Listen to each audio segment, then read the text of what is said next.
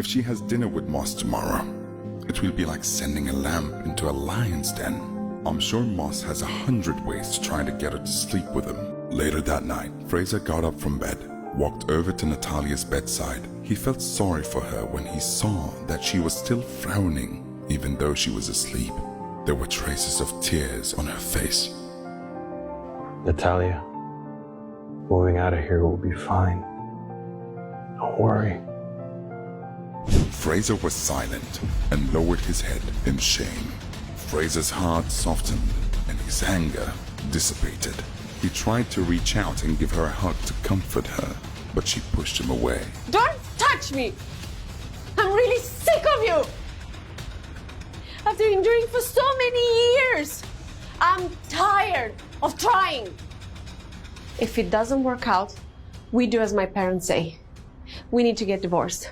Members of the wealthy class never seemed to be able to escape from their obligations. Fraser had chosen to leave his family because he didn't want to live a life of deception. But now, he had to face it bravely because his wife was being bullied.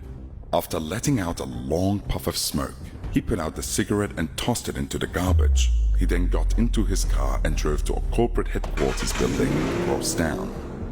It was one of the largest companies in San Clemente, and he had been here many times during the past 3 months because he had been in charge of distributing and putting up flyers. The two women who worked at the front desk always gave him a hard time. Fraser walked into the lobby on the first floor and was immediately noticed by the two women. Fraser, it's you again. You really have some nerve coming here again and again. Well, don't come in. You're not allowed here anymore. Look at the notice. Take a good look. You've been put on our blacklist, and I designed this announcement myself. How about that? Fraser craned his head and saw that under his photo there was a short blurb. He read it silently. Fraser, a useless salesperson at the Philly Group, has repeatedly snuck into our office area to distribute unwanted flyers. This worthless person, whose wife has repeatedly cheated on him, is not welcome in the building. Recently, the women's restroom has been subjected to a peeping Tom, and we suspect that Fraser is the culprit. As such, he has been put on the company's blacklist. If anyone sees him on the premises, contact security or a staff member immediately. After reading the description, Fraser frowned and thought, if they don't want me to put up flyers, that's fine, but why drag my name through the mud? Fraser took a deep breath and resisted the urge to lower himself to the level of the two women at the desk. He ignored the notice and said coolly, Tell Mr. Wilson I'd like to see him. Now. Who is here to see Mr. Wilson? asked a voice from behind them. At that moment, a balding middle-aged man walked out. When he saw Fraser, he heaved a sigh and said, Ah, so it's you. What are you doing here? Still trying to sell properties? Maybe you're trying to sell your own property. It is a bit on the smaller side. Do you think my boss would like that? You are a fool. Mr. Cole, I agree. Do you want me to call the security? One of the women at the desk piped up. She reached for the desk phone and started pressing the buttons. Fraser said calmly, Well, you're right about one thing. I am here to sell your boss my home. In fact, I don't want to sell him one property. I'm going to sell him 100. With that, Fraser took out his cell phone and directly called Henry Wilson, the corporation's president. His tone was full of arrogance as he ordered Henry to meet him in the lobby on the first floor within 3 minutes. You want to sell the boss 100 properties. I'll tell you what, if you're successful in selling your properties to Mr. Wilson, I will kneel down and I will lick your shoes in front of everybody here. Robert was overjoyed at the foolishness of the young man. As soon as he said that, security guards rushed in. Robert was in no mood to waste any more words on Fraser. He impatiently waved his hand. Not you again. One of the guards cried as he recognized Fraser. You may have gotten away from us last time, but you won't escape so easily this time. Both guards advanced on Fraser as they pulled out their nightsticks to give him a beating. He stood and watched them step closer, a somber expression on his face. All of you, stop. Shouted a stern voice from nearby. The security guards froze, as did everyone else. Mr. Wilson, what are you doing here? Can I help you with anything? All eyes turned to the front desk, where Henry Wilson was standing, watching the unprofessional scene unfolding before him with disdain. Why are you still standing there? Fraser, get lost! Henry's eyes widened in shock when he heard Fraser's name, and he stared at the young man before him. It's him? He thought in wonder. It's really him? Henry snapped. Get lost. You are the ones who should get lost. You fools. You bunch of idiots. Do you know who he is? He looked around at Robert and the others, his expression livid. Fraser jumped in to interrupt. He didn't want too many people to know his identity just yet. Mr. Wilson, I presume. I hope that you are available to meet me tomorrow at 9 o'clock in the morning at the sales department of the Philly Group to personally buy from me 100 properties. Robert stared in shock. Had Fraser really asked his boss to purchase so many properties? He found himself even more startled a few moments later when Mr. Wilson spoke. No problem, Mr. McMore. I'll be there on time. The onlookers gasped and murmured to one another. Fraser turned his gaze on the stunned manager. Well, now, Mr. Cole, I am an honorable man, but I don't think it's necessary for you to kneel down and lick my shoe. After all, your mouth is too dirty and smelly. He glanced and saw that it was almost 6.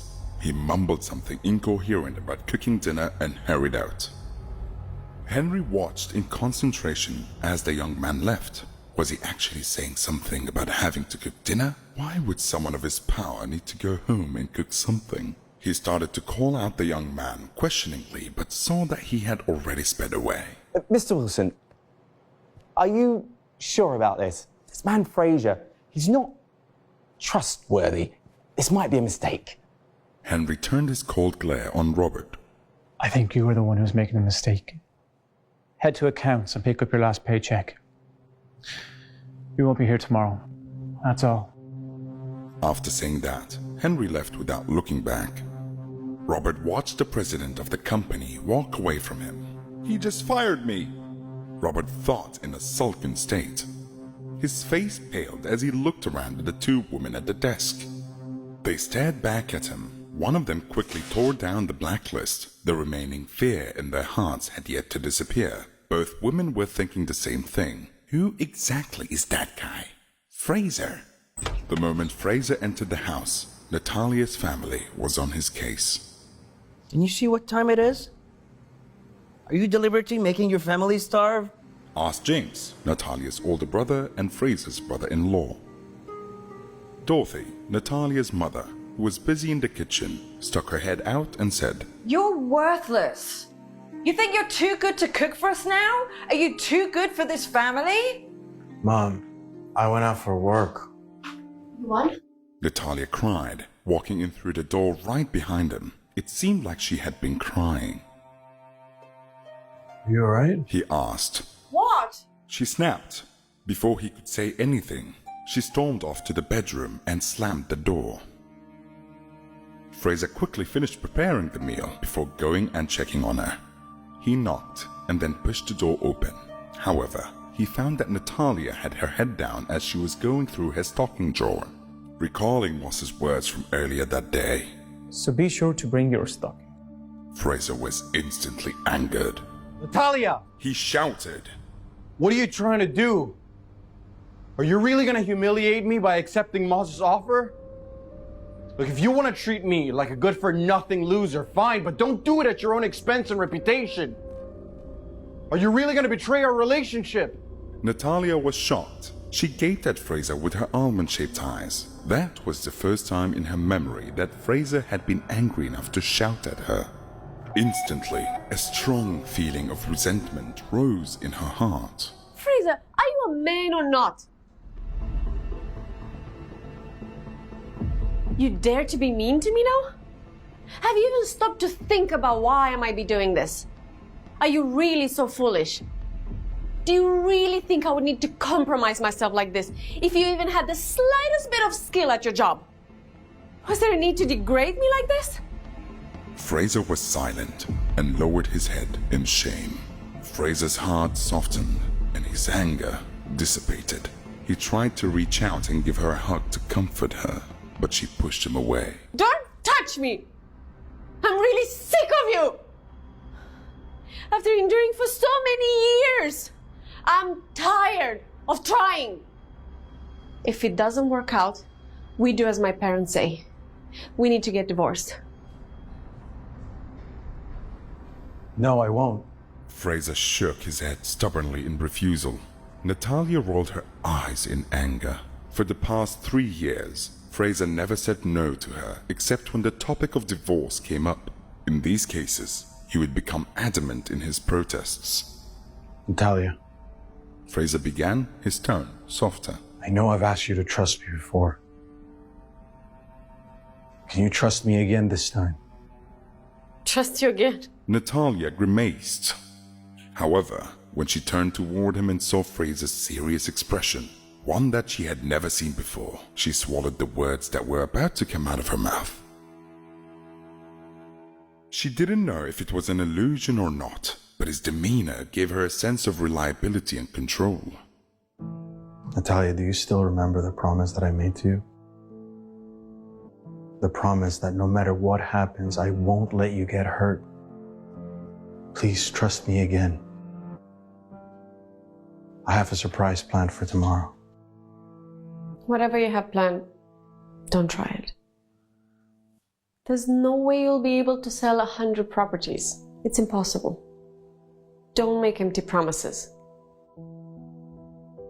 Look, I'm not cheap or foolish.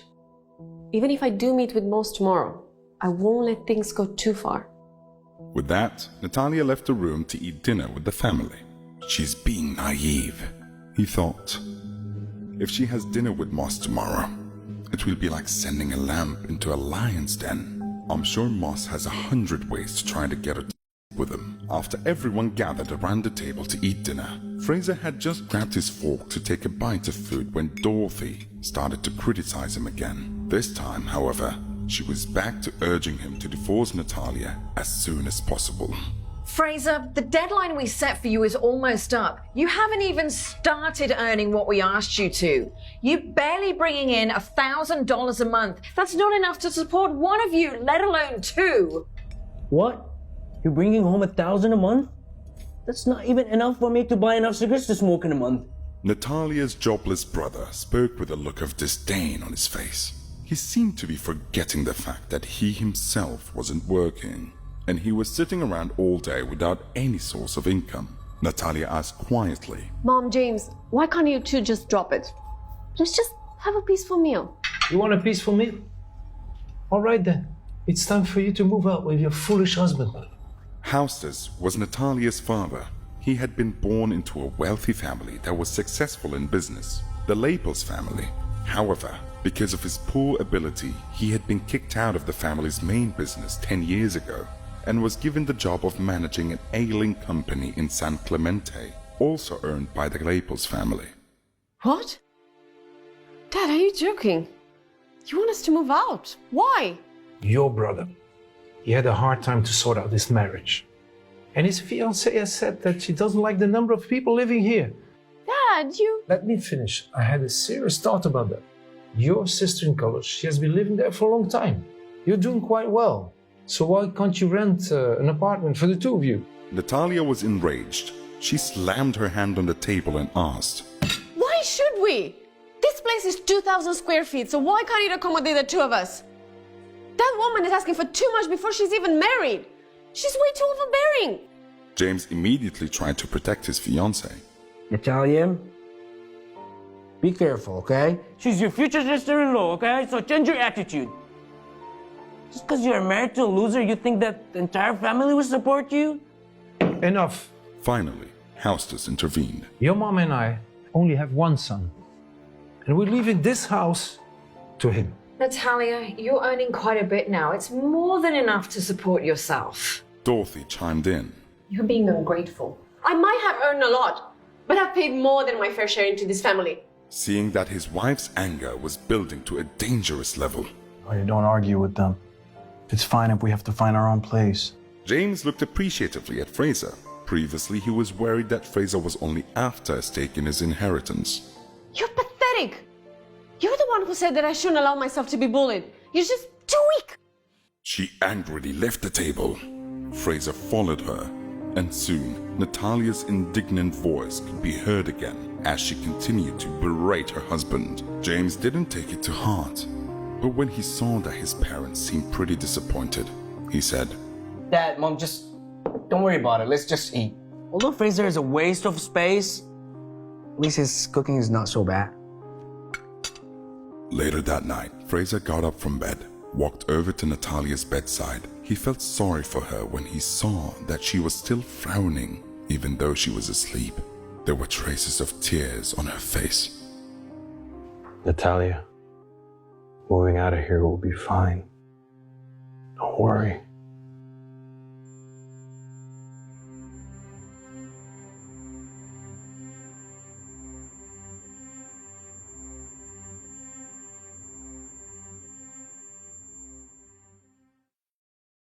To listen to the full audio series, install the Pocket FM app now.